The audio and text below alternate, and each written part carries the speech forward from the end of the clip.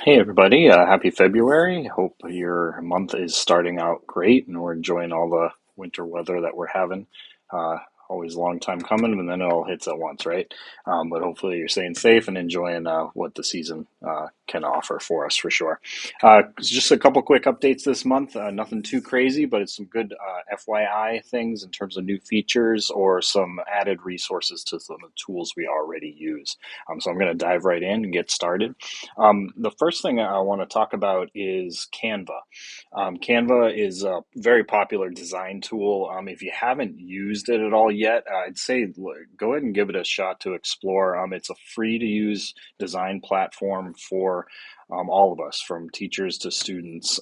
It's available just by signing in with your Haverhill email. You can get it within ClassLink if you just go to Add Apps. You have an option as a staff member to go to the staff page and hit Add. As a student, you can add it as well, or have them add it. And then you can sign in right away with your credentials there.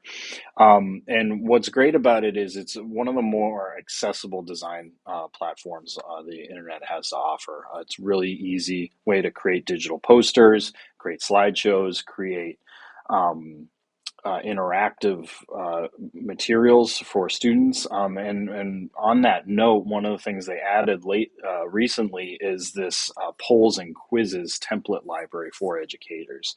And so I have a link to this in our newsletter, but I'd say check it out. It's one of the great ways to kind of cheat a little bit on the internet, right? Let's use something that companies have put together to help us get a leg up.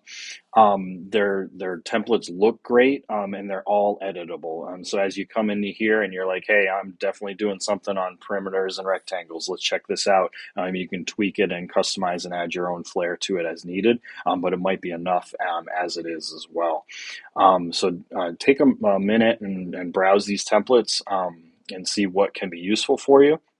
And then if you haven't really played around in this app before, just hit that create a design button, search for something that you might want to do, whether it's a poster for a communication event that you're doing, whether it's a daily reminder or a do now type of thing, or if you're just creating a quick a video for something, you can do that in here as well.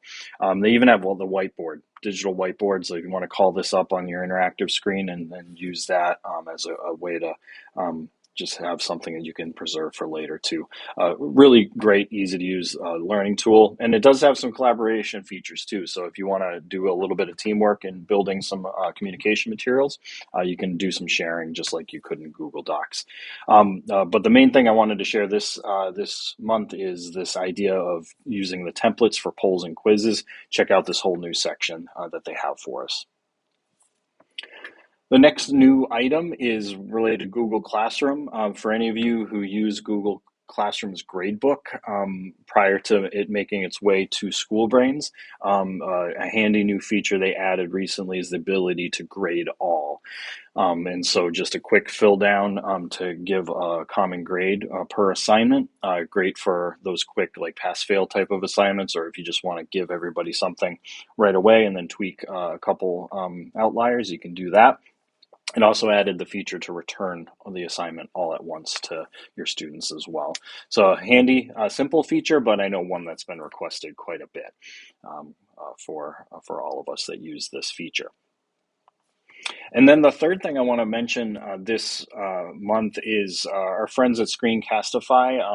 We talked about that quite a bit this year in terms of it being the best tool that we have for creating video, and the only tool we have district-wide that allows you to edit video and combine things together or curate a little bit of a video platform. It also has translation features built in where it can automatically give you captions based on your video content and then automatically translate those captions as you send that out to your community. So a really powerful tool that we have available to us. And it also is a great way to get video submitted assignments from your students. And so if you haven't really explored any of that in Screencastify, I definitely encourage you to do that. But even beyond that, if you're just getting started or want to leg up with some of the things that they do, they do webinars that are free, on demand, and that are education focused. We have a couple that are on demand that I wanted to share with you that we'll link in the newsletter. But one of them is just the basics of how do you integrate video in daily practice. A lot of us did this as commonplace during COVID and remote learning, which I know we may not even want to talk about, but there's still a lot of valuable ways of using this on a day to day.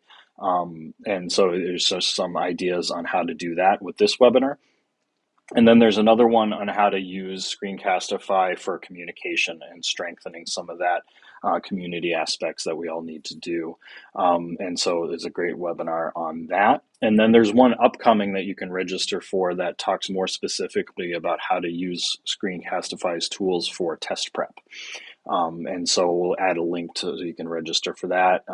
If you register for it, you don't have to be there live for it unless you have that availability, but you will get a recorded link automatically if you do register for that. So some great resources that are free. All of them, they might be able to enhance your goals for this year as well, depending on what you're focusing on.